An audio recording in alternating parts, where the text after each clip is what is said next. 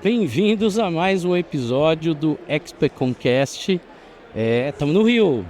Enfim, desembarcamos no Rio de Janeiro, né? A gente estava ansioso para vir para cá desde o ano passado. Que bom que deu certo agora. E para esse episódio eu estou com dois super convidados aqui. A Mari, que foi uma querida aí, aceitou nosso convite para palestrar aqui no evento e também para participar do nosso podcast. E o Thiago, que é um querido aqui também, que está com a gente aí no circuito inteiro com a Log. Então vai ser um papo super gostoso aqui. Espero que vocês curtam, assistam e compartilhem aí esse conteúdo que vai ser muito especial. Vou pedir a gentileza, Mari, para você começar se apresentando, contando um pouquinho de ti, da Zinzane. E logo na sequência o Thiago faz as honras aí também. Bacana. Primeiro eu queria agradecer ao convite. O evento é um evento que eu já acompanho à distância, e agora ele chegando no Rio e poder participar é um prazer. Meu nome é Mariana Richa, sou diretora executiva da Zinzane, marca de varejo de moda, com mais 120 lojas pelo país.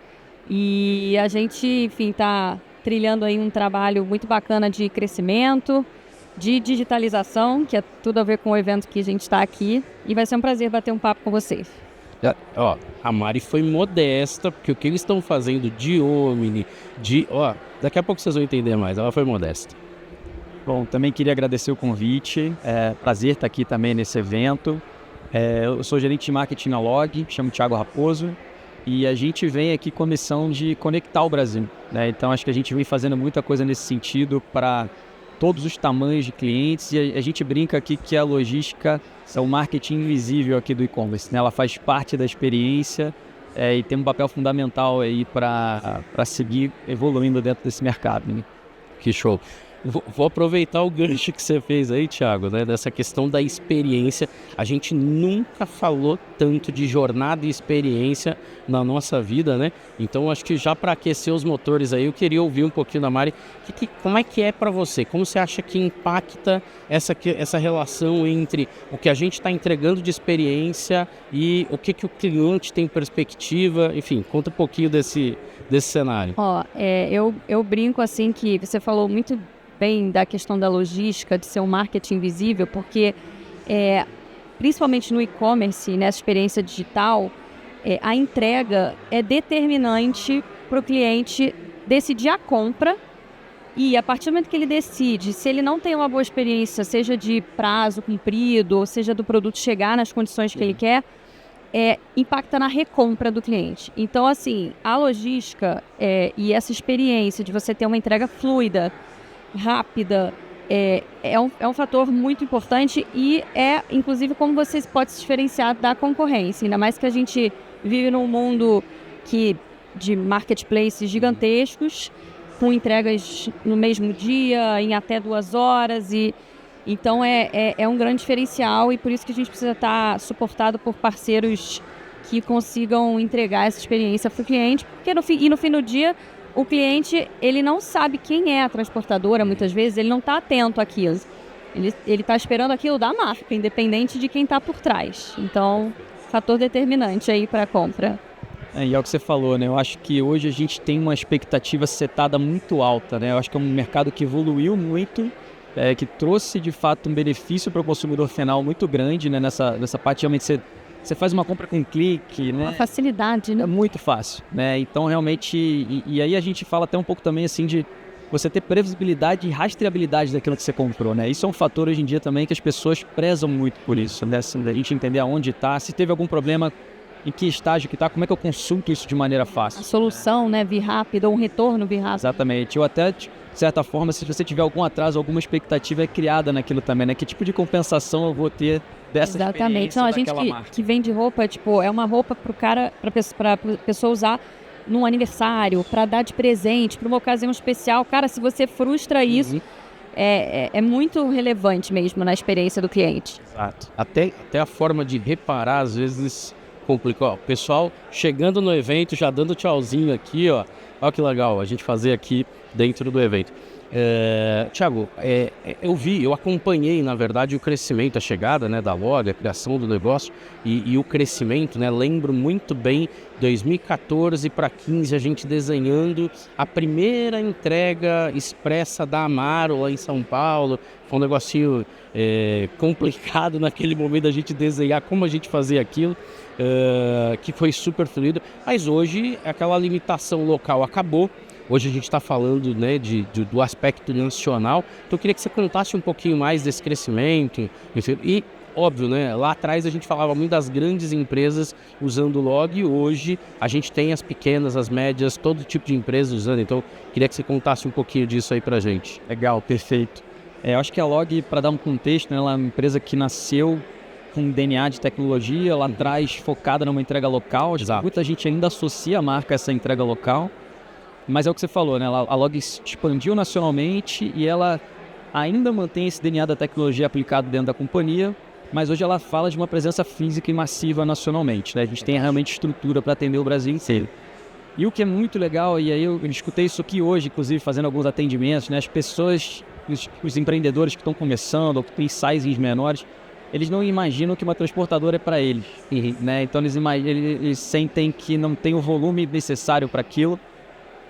E eu acho que a Log vem também com esse papel de conectar o Brasil e democratizar o acesso até ao transporte privado também, né? Como uma opção a esse pequeno e médio empreendedor que também pode olhar para uma empresa privada como um parceiro e integrar isso ao seu negócio, né? Então a gente sabe também, quando a gente fala um pouco do perfil desse pequeno e médio empreendedor, que muitas vezes ele é o empresário. Exato. Assim, ele está sozinho, ele é o cara de marketing, de finanças, de logística, de tech. Então se ele não conta com um tipo de suporte para alavancar a operação dele, ele não tem tempo e braço e às vezes condição do negócio ainda para contratar gente, né? Então acho que as plataformas do ecossistema como um todo estão aqui para isso. Fantástico. Como é que a gente facilita o acesso a um serviço de qualidade para que esse empreendedor consiga seguir evoluindo e expandindo o seu negócio, né? Maravilhoso. Show. E aí, até conectando um pouco, você falou de integração, né? 2013 foi quando eu comecei a falar de Omnichannel. Mari, acho que o meu primeiro livro de Omnichannel foi alugado, acho que em 2015, se eu não estiver enganado. E desde então a gente viu um movimento gigante nesse sentido, né? Inclusive acompanho o trabalho que vocês fizeram de Omni na Zinzane. E aí eu imagino que um dos grandes desafios que se tem ali no Omni seja justamente a logística, né? Conta um pouquinho pra gente desse ponto, por favor. Olha, você matou a charada, né? Hoje, para fazer o Omni funcionar, a logística é fundamental. E um passo assim, que a gente deu muito importante nessa jornada Omni foi da gente usar as nossas lojas como hubs de estoque. Então, isso foi algo assim que foi uma virada de chave mesmo, porque a gente conseguiu expandir territorialmente o nosso estoque e você não fica limitado a um lugar específico, né? A um CD, a um centro de distribuição, mas existe o desafio de, legal, você vai ter mais estoque, você vai usar o estoque das lojas, mas você tem que criar uma operação de CD dentro de cada loja. E você vai ter que ter um parceiro logístico que acesse aquele local, que muitas vezes ele também não é tão simples como os grandes CDs que tem doca, que estão nas rodoviárias, então às vezes é dentro de um shopping, às vezes é numa rua. Então tem esse desafio, mas graças a Deus a gente também foi testando, né? A gente não plugou todas as lojas ao mesmo tempo, a gente foi colocando lojas que têm estrutura de tamanho de estoque, que a gente consegue ter um quadro de equipe dedicado para fazer o despacho da mercadoria, a impressão da nota fiscal, etc. Então isso foi muito importante para potencializar o negócio da Zinzane, a venda do e-commerce, e principalmente para integrar os canais, porque a gente hoje consegue, dessa maneira, vender o estoque do site dentro da loja. Então o vendedor está vendendo a blusa, se não tem a calça, ele pode entregar a calça na casa do cliente ou receber a calça na loja, o cliente volta para buscar. E o inverso também funciona, que a pessoa pode comprar pelo site e retirar na loja, e aquele site está mostrando o estoque do e-commerce e o estoque de outras lojas, mas o cliente não sabe. E aí tem outros desafios aí que, se eu ficar falando, eu vou me alongar muito, mas que como é que você consolida esse estoque que vem de uma loja, vem dali, vem daqui, Enfim, tem uma engenharia que não é fácil por trás, mas a gente vem evoluindo a cada dia. Muito legal. Ô, Thiago, e para vocês, né? Porque eu imagino que você tem muitos clientes te abordando para resolver essas questões de Omni, né? Então, fala um pouquinho disso aí pra gente. É legal ouvir a Mari falando, porque ao mesmo tempo que é um desafio, também é uma solução que você encontra para gerenciar toda essa complexidade que otimiza, né, as tuas vendas, você passa a não ter perda de venda, né, vamos colocar assim, né? E por muitas vezes você consegue até talvez diminuir o tempo de entrega para aquele fornecedor, para aquele cliente. Sim, você está mais perto da casa dele. Então acho que fica uma relação ganha-ganha, né? Complexidade, mas no fim ganha-ganha, né? Exatamente. Eu acho que pegando o teu gancho, Samu, assim, a gente tem um olhar muito aberto, sabe? Eu acho que esse DNA de startupeiro de, cara, qual é a melhor solução para essa equação, ou para esse cliente, ou para esse tema, né? Então acho que isso é uma coisa bacana de ver nesse segmento e principalmente nessa maleabilidade da Log, que é, cara, qual é a melhor solução? E às vezes isso vira um item de prateleira, né? Então às vezes a gente customiza uma coisa para um cliente, aquilo dá certo, fala, cara, opa, tem uma oportunidade de negócio aqui que pode ser expandida, né? Aí dando um exemplo nisso, né? Ainda mais com moda, né? Eu fico imaginando, e a gente vê os dados disso, né, do ponto de devolução, ou seja, para você fazer uma compra no segmento de moda, diferente de um livro, né, uma coisa que você não tem que provar e você tem que saber suas medidas, isso também gera um grau de complexidade, né? E quanto mais fluida for essa operação, tanto do entendimento do qual o tamanho certo para mim, quanto aquela loja, aquela marca me ajuda a comprar da maneira correta, mas também, putz, não gostei do caimento. Como é que eu faço para devolver isso de forma simples e fluida dentro desse processo, né? Então, acho que são todas dores que tem dentro do ecossistema e que a gente vai tendo que achar soluções porque é uma realidade.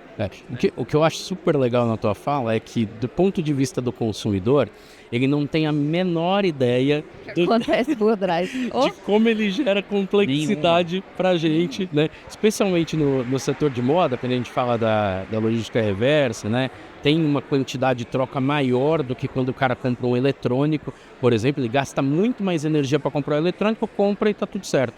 E a roupa, às vezes, ele não gasta tanta energia, compra mais na emoção, e aí a gente tem a questão da reversa. Então, conta um pouquinho das tuas experiências, né? A famosa reversa, gente. Mas acho que o Thiago falou coisas muito legais, que assim, a reversa, a gente brinca assim, que é um sintoma. Isso até tá na palestra que eu vou falar mais tarde, porque quando você tem problema de devolução, existe uma causa por trás daquilo, né? Ou de troca e tal. E aí a gente sempre tenta trabalhar na causa. Então, a questão da moda é muito visual. Então, assim, o primeiro ponto é a imagem ser fidedigna ao produto, a nitidez, a pessoa poder dar zoom para ela entender que esse vestido aqui ele é de tricô, ele não é de viscose. E isso faz com que a pessoa entenda melhor o produto, imagine o caimento dele, assim como a tabela de medidas, que ela precisa também ser real, para que o cliente que conhece as suas medidas, ele possa falar, cara, esse produto... E a roupa, às vezes tem uma blusa que é ampla, e aí ela cabe em 3 tamanhos. E às vezes tem uma calça que ela é mais justa, então você tende a ter que comprar ela um pouquinho maior. Então tem muitas variantes assim, então para evitar a reversa ao máximo, a gente trabalhar bem esse pré-compra, essa experiência do cliente no site. E uma coisa que a gente sempre faz também, é muito ligado ao saque, porque o feedback do cliente está ali.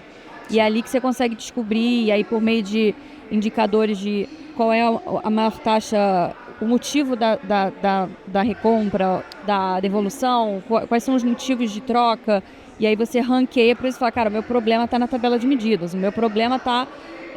enfim, aí tem a questão também da revisão 100% do item. Isso é uma política que a gente adotou. Legal. De qualidade 100%. Então, todo produto que vai para o cliente, que ele não está comprando, né, na hora e vendo o produto, ele passa por um rigoroso processo de qualidade para que ele não chegue com defeito de forma alguma, né? Fantástico. Então, todas essas iniciativas, elas reduzem essa taxa aí de logística reversa, esse custo. Sim, e aí eu acho que fica uma dica que assim, quer fidelizar o teu cliente, trate ele bem no momento que ele tem problema, especialmente na troca e na devolução. Isso muda o paradigma. Ele poderia ser um detrator da sua marca, mas nesse momento você vai lá, ajuda ele e ele vira um cara super fidelizado. Faz o que precisa fazer, resolve o problema do cliente e depois você vê como é que fica. Maravilha. Perfeito. Não, eu ia falar que escutando você, eu me coloquei num momento ali de e-commerce, tentando comprar uma roupa e testando a tabela de medida e vendo o banco de imagens daquela peça, né? Então, é o que você falou, né, Samu? Assim, se a experiência de compra for positiva, por mais que você faça uma devolução, você volta depois. Com certeza, se você resolver o problema do cliente. É exatamente isso. Eu acho que cada vez mais a gente vai lidar com esse comportamento, né? Eu já vejo hoje uma galera comprando e falando assim, cara, não preciso me atentar tanto aos detalhes, porque essa marca ela facilitou tanto a minha troca, a minha devolução, Sim. que ok, então já tem inclusive uma motivação para a pessoa voltar naquela loja, porque ele sabe que quando ele teve um problema... E um ponto que é muito positivo é permitir a troca em loja física, tá? Então isso é uma coisa assim que a gente super recomenda, porque o cliente tem uma facilidade, porque, cara, quando eu penso em comprar e ter que fazer aquele processo de solicita código de devolução, leva na agência do correio, agenda coleta, cara, isso é muito complexo. Se eu puder ter um lugar que eu não quero errar de novo, então se eu posso ir na loja, você tem um custo reduzido, né? Porque você não paga o frete de volta. O cliente, ele indo na loja, ele pode até comprar mais, e além de trocar o produto dele. Então isso no nosso segmento funciona bastante. Aí você falou um ponto muito legal, que é você melhorar essa jornada também na devolução. Então assim, Sim. pô, será que esse cara vai ter caixa para devolver? Será que ele vai saber como faz essa etiqueta para enviar? Então como é que a gente facilita também essa jornada dele simplesmente deixar num ponto, seja um ponto físico de coleta do operador ou da loja, melhorar até esse custo de first mile ou last mile? Sim. E ser atendido. Perfeito. Muito legal. Ó, tudo que é bom dura pouco, estamos indo para os finalmente aqui, mas eu acho que tem uma coisa que eu tenho percebido bastante, que eu acho que vale a pena questionar, que é a velocidade da entrega, né?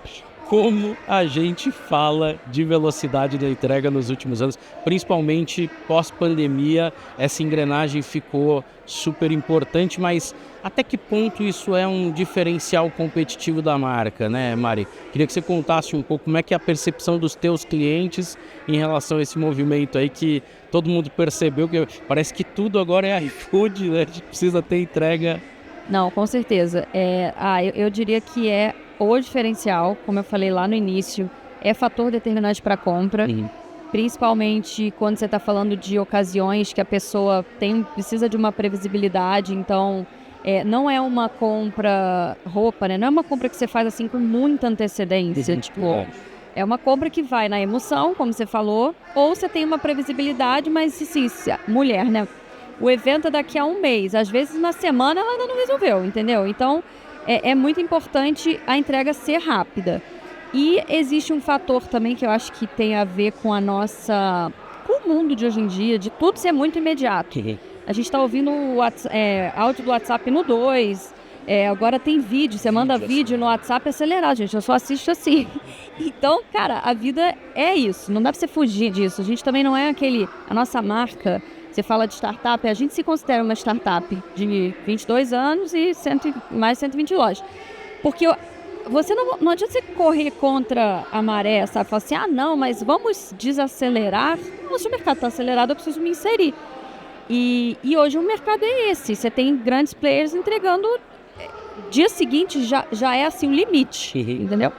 Então, é muito importante você oferecer isso, e a questão da omnicanalidade, de você integrar os estoques, de você ter estoques espalhados pelo Brasil, foi o que você falou. Naturalmente já fica mais perto, porque a loja de Manaus vai entregar para cliente que mora ali. É muito mais rápido do que sair do Rio de Janeiro, do Espírito Santo. Então, eu investiria assim, né, nessa questão logística, porque a gente sabe por A mais B que quando a gente tem uma queda de venda no e-commerce, o primeiro lugar que a gente olha é um dos primeiros, né? Porque tem outras questões, mas é a questão do frete. Se tem algum problema de parametrização, de estoque, que está fazendo com que o frete, às vezes ele não fica disponível na região da pessoa, ela bota o CEP, que tem algum problema ali, sabe? E quando você tem problema no frete, o cliente fala, cara, eu vou demorar muito para receber. Aí ela, naquele dia, já rolou um Instagram, já viu um outro vestido que ela gostou, sabe? Então é muito relevante. Aí, pegando o gancho nisso, a maior taxa de abandono de carrinho tá muitas vezes no momento que você seta o frete, né? Isso. Você coloca o seu CEP, aí você o valor não era o que você esperava. Ou ele é muito caro ou ele é muito demorado. Tá muito extenso e você desiste da compra ali e vai para uma outra opção, né? Tamanha a velocidade que a gente tá esperando as coisas. É isso. Fora os serviços que agora deixam um adicional, né? Assim, você quer mais rápido essa entrega? Isso. Você quer furar fila aqui? Adiciona X e não tenho dúvida de que virou uma linha de receita adicional para as empresas, né? Ô, Thiago, é um negócio muito louco, cara, porque assim, lá atrás a gente tinha que... O que fazia vender era preço de, preço por. Até hoje todo mundo se vê na obrigação de usar isso, né? Então assim, nem que seja em determinadas datas que você tem que usar. O que eu comecei a ver agora, Maria, é até interessante, algumas lojas começaram a colocar frete de, frete por. As plataformas estão começando a suportar isso por conta dessa percepção de frete que ficou tão latente ali no consumidor. Então fica a dica aí de daqui a pouco você já começar a implementar também frete de e frete por. Bom, pra gente encerrar, o pessoal já mandou para. Conversa é uma delícia, gente. Obrigado mesmo, assim, de coração. A gente que agradece. Uma alegria poder estar aqui com vocês. Mas assim, queria te pedir que dica você tem para quem vai passar, né? Tá passando ou vai passar pelo caminho que você já trilhou aí, né? São 120 lojas, muito mais experiência. Então, conta um pouquinho para essa galera, assim, onde você acha que vale a pena, aquela dica de ouro, assim, pra galera ficar de olho, por favor. Legal. Bom, falar de resiliência é muito clichê, né? Mas eu diria assim que é necessário porque a quantidade de desafio que vai aparecer no caminho são incontáveis, mas sempre que você vence um desafio, tudo aquilo que você viveu vale a pena. E se cerque de bons profissionais, isso eu também diria que... E ainda que você seja um empresário, né, como você falou no início, não tem problema. Acho que assim, você tem que começar com o que você tem, da forma que você tem, mas a partir do momento que você já puder contratar alguém, busque pessoas que já passaram pelo que você passou, né? Às vezes pode ser num formato de consultoria, pode ser num formato não full time, mas você ter esse aconselhamento e essa experiência agregada ao seu negócio de gente que já viveu.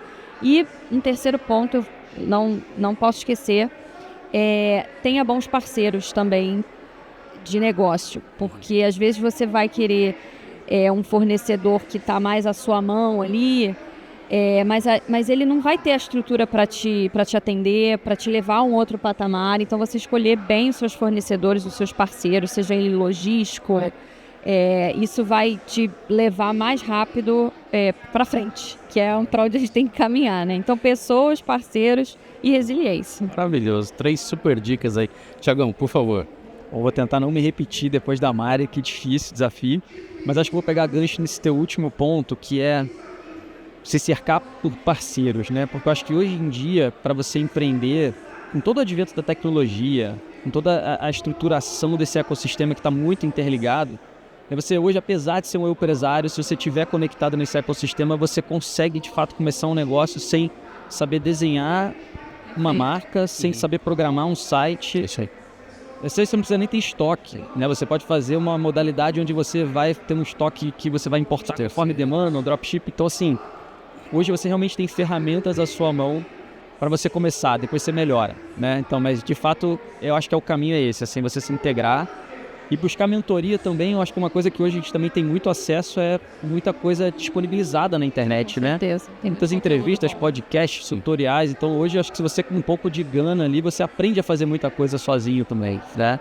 Mas de fato a resiliência aí eu acho que não pode faltar. Fechou.